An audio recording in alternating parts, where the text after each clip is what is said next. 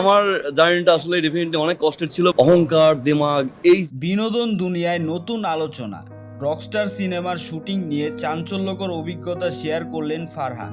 বিস্তারিত জানাচ্ছি, তার আগে আপনি যদি আমার চ্যানেলে নতুন হয়ে থাকেন তাহলে চ্যানেলটি সাবস্ক্রাইব করে পাশেই থাকুন। ধন্যবাদ। সম্প্রতি এক সাক্ষাৎকারে মুশফিক ফারহান জানিয়েছেন, এই সিনেমার শুটিং তার ক্যারিয়ারের অন্যতম কঠিন ও অস্বাভাবিক অভিজ্ঞতা ছিল। তার ভাষায় কিছু দৃশ্য এতটাই গভীর ও ইনস্ট্যান্ট ছিল যে অভিনয় আর বাস্তবের মাঝে পার্থক্য করা কঠিন হয়ে যাচ্ছিল। বিশেষ করে রাতের শুটিংয়ে পরিস্থিতি আরও জটিল হয়ে ওঠে। নীরব লোকেশন, সীমিত আলো এবং টানা কাজের চাপ সব মিলিয়ে তৈরি হয় এক অস্বস্তিকর পরিবেশ। ফারহান বলেন, শুটিংয়ের সময় মাঝে মাঝে মনে হতো আমরা শুধু অভিনয় করছি না, এর বাইরে কিছু অনুভূতি কাজ করছিল। শুধু ফারহান নন, সেটে থাকা আরও কয়েকজন সদস্য একই ধরনের অভিজ্ঞতা কথা জানিয়েছেন। কেউ কেউ মানসিক চাপে অস্বস্তি অনুভব করছিলেন বলে জানা যায়।